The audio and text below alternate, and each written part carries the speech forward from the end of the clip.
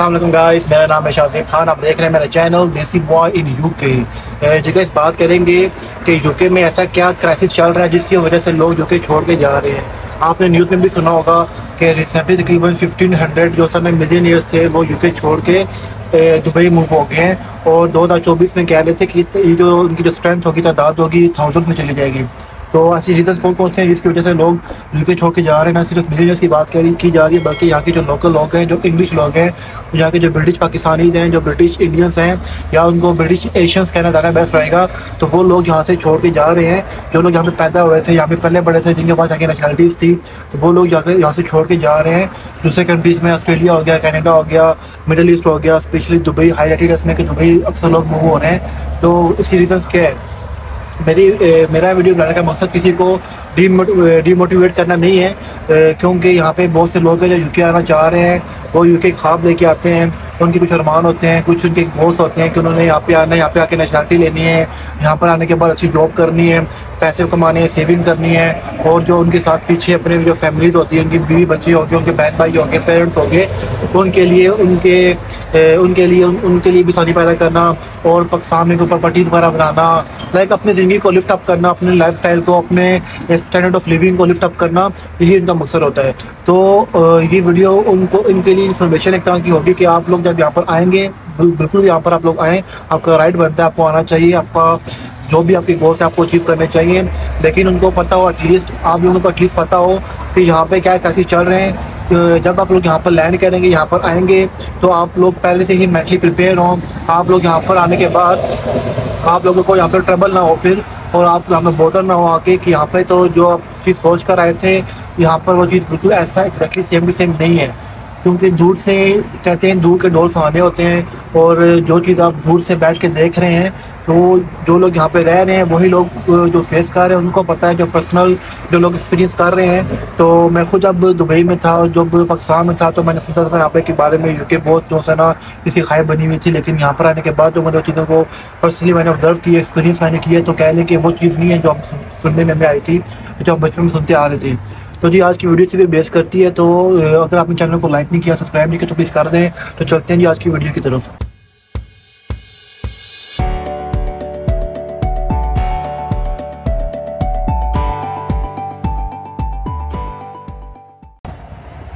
सबसे पहला यहाँ का जो कह लें कि जो मेन रीज़न है एक कि वन ऑफ देम के लोग छोड़ के जा रहे हैं यूके में कि कॉस्ट ऑफ लिविंग यहाँ पे काफ़ी बढ़ चुका है। यहाँ पे अगर आप बात की जाए कि छोटी सी एक फैमिली है, अगर 3 बंदों की या 4 बंदों की मैक्सिमम, तो आज से 4 साल पहले क्या था कि अगर आप ग्रॉसरी करने जाएं स्टोर के ऊपर, तो आपको 40-50 पाउंड में मैक्सिमम 60 पाउंड तक आपको पूरे वीक की ग्रॉसरी मिल रही थी। लेकिन अब क्या होता है, अब ऐसा बिल्कुल भी नहीं है। अब एटलीस्ट कम से कम आपको मिनिमम 140-150 तक आपको पैसे लगाने पड़ते हैं। ये मैं जो बेसिक नीड की बात कर रहा हूँ, ग्रॉसरी की, उसकी बात कर रहा हूँ मैं जो लग्जरी आइटम्स होके मैं उसकी बात बिल्कुल भी नहीं कर रहा। तो एटलीस्ट आपको 150-160 पाउंड आपके लग जाते हैं एक वीक की बात करूँ मैं आपको। और आप इसको देख लें कि जो सा ना 4 वीक अगर आप एक महीना गुजारना, आपको 600 पाउंड, 550 से 600 पाउंड, 600 पाउंड आपको कहीं भी नहीं गया, सिर्फ ग्रॉसरी की मद में जो आपसे निकल जाते हैं पैसे। इसके अलावा यहाँ पे जो अकोमोडेशन है वो तकरीबन कह लें जी, अगर आपने 2 बेडरूम लेना है या 3 बेडरूम लेना है, आपको 900-1000 पाउंड आपको कहीं भी नहीं गया आराम से। क्योंकि अभी तकरीबन 30% जो है ना वो किराए में इंक्रीमेंट हुआ है मैनचेस्टर में। ये मैं मैनचेस्टर की बात कर रहा हूँ, लंदन तो आपको भूल जाए। लंदन में तो आपको 2000 का भी 2 बेडरूम नहीं मिलेगा। बहुत ज़्यादा वहाँ पे रेट है। ये मैनचेस्टर की हो गया, या तो छोटी सिटीज़ हो गई, लीड्स हो गया, लिवरपूल हो गया, रॉशडेल हो गया, ओल्डहम हो गया। ये मैं इसकी बात करूँ, आपको 1000 तक आपको मिल जाएगा 2 बेडरूम या 3 बेडरूम के। थर्ड बेडरूम होता है वो छोटा सा होता है, आपको इतना मिल जाता है। वो बेसिकली बच्चों के लिए होता है, तो आपको इतना मिल जाता है। 1000 पाउंड तो कहीं भी नहीं गया। इसके अलावा अभी सर्दी भी शुरू होगी, हमको पता है विंटर आ गया है। विंटर ना भी होते फिर भी आपका तकरीबन कह लें कि 400-500 पाउंड आपका इलेक्ट्रिसिटी की मद में चला जाता है, और जो गैस बिल्स होते हैं वो चले जाते हैं। तो 400-500 पाउंड आपका ये चला जाता है। आप हिसाब लगा लें, अगर 900 पाउंड आपका अकोमोडेशन हो, उसके अलावा आपने 600 पाउंड आपने फूड पे कर दिया 1500 हो गया। इसके अलावा आपने जो सा ना 500 जो आपके बिल्स हो गए वो चले गए, तो तकरीबन 1800 और 900 आपका सिर्फ ये चला जाता है। इसके अलावा जो आपके दूसरे जो बिल्स होते हैं, यूटिलिटीज़ बिल हो गया, आपका मोबाइल बिल हो गया, आपका इंटरनेट का बिल हो गया, जो आपने वाईफाई घर में लगाया हुआ है उसका बिल हो गया। इसके अलावा आपका जो रोड, अगर आपके पास गाड़ी है तो आपको रोड ट्रांसपोर्ट टैक्स देना पड़ता है, आपको अपनी कार की मेंटेनेंस फी देनी पड़ती है, आपको कार की इंश्योरेंस देनी पड़ती है, आपको यहाँ का जो पेट्रोल का खर्चा आप देख लें कि आपका 2500 2600 से होने की सैलरी हो आफ्टर टैक्स, तो वो क्या बचाएगा, क्या सेव करेगा, और उसके बाद क्या अपने पीछे पाकिस्तान में या इंडिया में वो बंदा भेजेगा।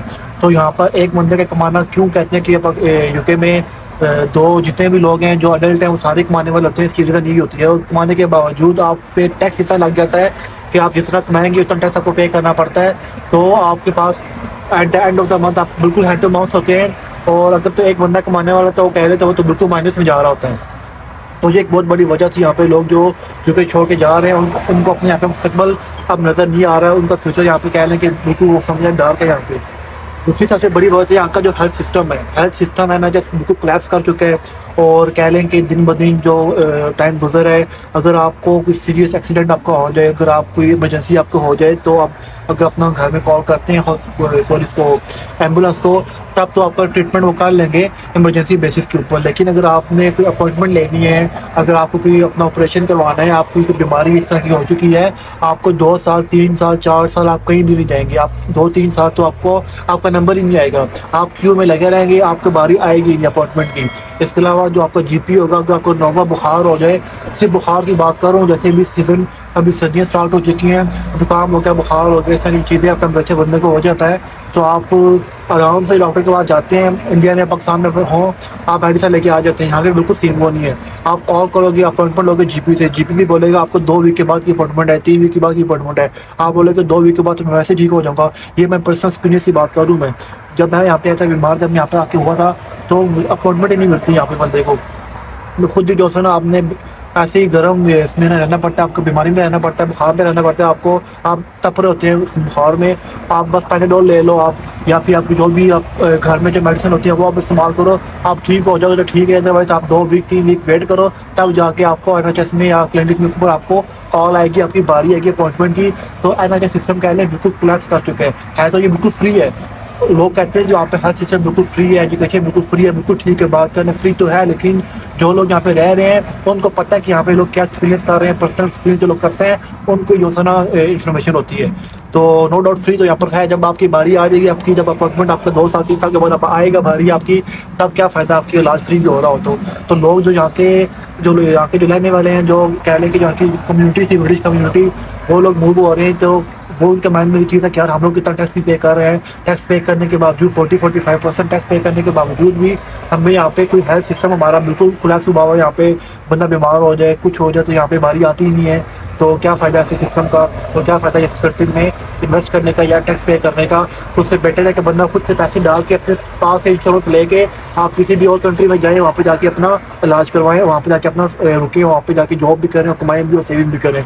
तो ये भी एक रीज़न है, उनमें से एक मेन रीज़न है कि यहाँ पे हेल्थ सिस्टम वो कोलैप्स कर चुके हैं। इसके अलावा ये किसी बड़ी जो वजह रीज़न है वो यहाँ के टैक्स सिस्टम है। टैक्स इन्होंने इतना टैक्स नेट कहने कितना इन्होंने बढ़ाया हुआ यहाँ पे, जो ब्रैकेट टैक्स की चीज़ ज़्यादा बढ़ाई हुई है कि कह लें कि 20% स्टार्ट होकर टैक्स जो है सैलरी की बात करूँ मैं, तो वो 40-45% जा रहा है। अब यहाँ पर एक चीज़ हुआ है कि जो बंदा यहाँ पर जितना पैसा कमाएगा उतना ही ज़्यादा पे करेगा। अब 2 बिल्कुल डिफरेंसेस हैं यहाँ पे। एक तो वो लोग यहाँ पे जो बिल्कुल काम ही नहीं करते, बिल्कुल कुछ भी नहीं करते, वो यहाँ पे या तो बीमार हैं, कोई भी वजह हो सकती है उनकी, जो बिल्कुल बैठे हुए हैं लेस करके बैठे हुए हैं, तो उनके बच्चे का भी खर्चा गवर्नमेंट दे रही है उनको, उनका भी खर्चा उनको गवर्नमेंट दे रही है। उनके जो जॉब सीकर अलाउंस है, जॉब ढूंढ रहे हैं तो जॉब सीकर अलाउंस उनको मिल रहे हैं, बहुत सी चीज़ें हैं उनको मिलती हैं। इतना पैसा उनको मिल जाता है बैठे बिठाए कि जो सा ना कह लें कि जो बंदा कमा रहा हो उसी के बराबर तकरीबन उतने ही पैसे उनको मिल जाते हैं। जो उनका अकोमोडेशन होगी वो भी फ्री में होगी, काउंसिल उनको पे करेगी। तो अकोमोडेशन का उनका जो हाउस होगा 2 बेडरूम है 3 बेडरूम है, काउंसिल पे करेगी। उनके फूड का उनको वाउचर मिल जाएंगे जब उनके अकाउंट में पैसे आ जाते हैं। इस तरीके से यहाँ पे सिस्टम चल रहा है, जो एक ये तबका भी है जिनको गवर्नमेंट सपोर्ट कर रही है। दूसरा वो लोग हैं जो इतनी मेहनत कर रहे हैं, सुबह से लेकर शाम तक काम करते हैं और उसके बावजूद उनको इतना टैक्स पे करना पड़ता है कि वो eight the end of the month बिल्कुल हैंड टू माउथ होने होते हैं। तो यहाँ पर आप जितना पैसा कमाएंगे आपको उतना टैक्स पे करना पड़ेगा। यहाँ पर ये चीज़ें यहाँ पे ये नहीं कि आपको टैक्स की जो है ना परसेंटेज है वो ने बहुत ज़्यादा रखी हुई है। आप 100 पर आपने एक महीने में फॉर एग्जांपल आपने 100 पाउंड कमा लिया, 100 पाउंड में से आपने 40% 45 पाउंड आपने गवर्नमेंट को पे कर दिए। पीछे आपके पास कितने बचेंगे? 50 पाउंड बचेंगे, 55 पाउंड बचेंगे आपके पास, या मैक्सिमम आपके पास 60 पाउंड बचेंगे। अब इस 60 पाउंड में आप सोचिए आपने घर का रेंट भी पे करना है, घर की ग्रॉसरी भी करनी है, आपने बिल्स भी पे करने हैं, आपने ट्रांसपोर्टेशन भी पे करनी है, अपनी सेविंग भी करनी है, और आपने पीछे पाकिस्तान पैसे बेचने हैं, आपने वो भी करना है। तो आप खुद देख लें, यहाँ पर एक बंदा कमाने वाला हो, 3-4 फैमिली के मेंबर हो, तो आप सोच लें कि सेविंग करना तो इम्पॉसिबल हो जाएगा। आप बिल्कुल हैंड टू माउथ हुआ करेंगे, और यहाँ पे अक्सर लोगों का यही हिसाब होता है। तो ये भी एक रीज़न थी यहाँ पे जो लोग छोड़ के जा रहे हैं। अच्छा, इसके अलावा एक और बड़ी वजह यहाँ पर जो लोग छोड़ के जा रहे हैं, जो कि वो ये है कि यहाँ पर जो सा ना कह लें कि एजुकेशन सिस्टम, इनका एजुकेशन सिस्टम में ये लोग जो सा है वो LGBT को प्रमोट कर रहे हैं, ट्रांसजेंडर को प्रमोट कर रहे हैं। यहाँ की जो प्राइमरी क्लासेज होती हैं वहाँ पर इन बच्चों को ये तालीम दी जा रही है, और इसके साथ साथ सेक्स एजुकेशन में भी जो सा ना वो बच्चों को पढ़ाया जा रहा है यहाँ पे। तो जो यहाँ की ख़ास तौर पर जो मुस्लिम कम्युनिटी है, यहाँ से मुस्लिम कम्युनिटी कह लें, जो यहाँ की जो इंग्लिश हैं, जो कह लें कि थोड़ा मतलब के ज़्यादा करीब है, जो इस चीज़ को समझते हैं कि चीज़ बुरी है, वो लोग भी बड़े फिक्रमंद हैं। वो सोच रहे हैं कि अपने बच्चों को अगर हम लोग फ्री एजुकेशन दिलवा रहे हैं तो उनको दिमागों में क्या चीज़ डाली जा रही है, LGBTQ के बारे में, ट्रांसजेंडर के बारे में, कि ये चीज़ें कॉमन सी चीज़ें हैं। वो भी 4-5 साल के बच्चों के दिमाग में, आपको समझा वो बड़े होंगे तो उनका दिमाग किस तरीके से, उनका ब्रेन जो सा ना वो कह लें कि मेकअप हुआ होगा जब वो बड़े होंगे। तो ये बहुत कह लें कि एक लम्बा फिक्रिया है उन पेरेंट्स के लिए जो मुस्लिम कम्युनिटी ख़ास तौर पे वो ये सोच ले कि यहाँ पर हमारे बच्चों की कह रहे कि परवरिश हो रही है, तरबियत हो रही है, वो बिल्कुल कह लें कि इस्लामिक जो उनके लॉज हैं वो इसके अगेंस्ट हो रही है। तो ये भी एक बहुत बड़ी वजह है जिसकी वजह से यहाँ से जो अक्सर जो लोग हैं वो छोड़ के जा रहे हैं। तो जी ये चंद वजूहत थी जो मैंने मेन जो रीज़न्स थी जो लोग छोड़ के जा रहे हैं, और इनकी में से ये चंद वजूहत हैं जो बहुत मैटर करती हैं, और बहुत कह लें कि क्रिटिकल सिचुएशन चल रही है। अभी जॉब्स यहाँ पे बहुत ज़्यादा अवेलेबल है, इतनी जॉब्स अवेलेबल हैं यहाँ पे कि आपकी सोच है। लेकिन क्या हुआ है कि पिछले कुछ अर्सों में इतने इमिग्रेंट्स यहाँ पे आए हैं, इतने ज़्यादा यहाँ पे लोग आए हैं UK में, चाहे वो स्टूडेंट्स हों, स्टडी करने पे आते हैं, कोई हेल्थ वर्कर वीज़ा लेके आ रहा है, कोई कौन सा वीज़ा लेके यहाँ पे आ रहा है। तो जो यहाँ की लोकल कम्युनिटी थी उनके लिए जॉब्स मिलना मुश्किल हो गया। तो जो बाहर से आते हैं लोग, वो 5 पाउंड में, 6 पाउंड में, 7 पाउंड में पैसे करने के लिए पर आवर लेके वो काम करने के लिए रेडी हो जाते हैं। लेकिन जो नेशनल वेज का जो मिनिमम है वो तकरीबन 10 to 11 पाउंड है, मिनिमम आपको पे करना पड़ता है। लेकिन क्या करते हैं यहाँ पे जो एम्प्लॉयर होते हैं वो कम पैसों में इंडिया से, पाकिस्तान से बंदे लेके आ जाते हैं। तो यहाँ के लोग होते हैं उनको जॉब नहीं मिलती, जिसकी वजह से यहाँ के जो लोग हैं वो छोड़ के जा रहे हैं, यहाँ से UK छोड़ के जा रहे हैं, और वो अपना मुस्तकबल दुबई में देख रहे हैं, ऑस्ट्रेलिया में देख रहे हैं, मिडल ईस्ट में देख रहे हैं, कनाडा में देख रहे हैं, लेकिन वो यहाँ से जा रहे हैं। तो ये रीज़न थी जो लोग UK आना चाह रहे हैं, जिनके माइंड में कि हम UK आके ये करेंगे, उनको पता हो कि यहाँ के जो हालात हैं वो कैसे चल रहे हैं, जो ग्राउंड रियलिटी है वो क्या है, जब यहाँ पर आए ताकि उनको ट्रबल ना हो, उनको बॉदर यहाँ पर आके ना हो। मेरा मकसद आपको डीमोटिवेट करना बिल्कुल भी नहीं है। आप लाजमी UK आएँ, जिस कंट्री में भी जाना चाह रहे हैं आप जाएँ। आपने मेरी पिछली वीडियो देखी है कि UK ने कितनी सख्ती कर दी है वीज़ों में, और कितना उन्होंने इंक्रीज़ किया है, जो उनका एक सैलरी ब्रैकेट था, थ्रेशोल्ड था, उन्होंने कितना इंक्रीज़ कर दिया है। तो ये थी मेरी आखिरी वीडियो, उम्मीद करता हूँ पसंद आई होगी। अगर पसंद आई तो चैनल को लाइक कर दें, सब्सक्राइब कर दें, शेयर करें, और कमेंट करके बताएं कि कौन कौन से लोग UK आ रहे हैं और किस स्थिति पर UK आ रहे हैं। तो देखते रहिए मेरा चैनल देसी बॉय इन UK।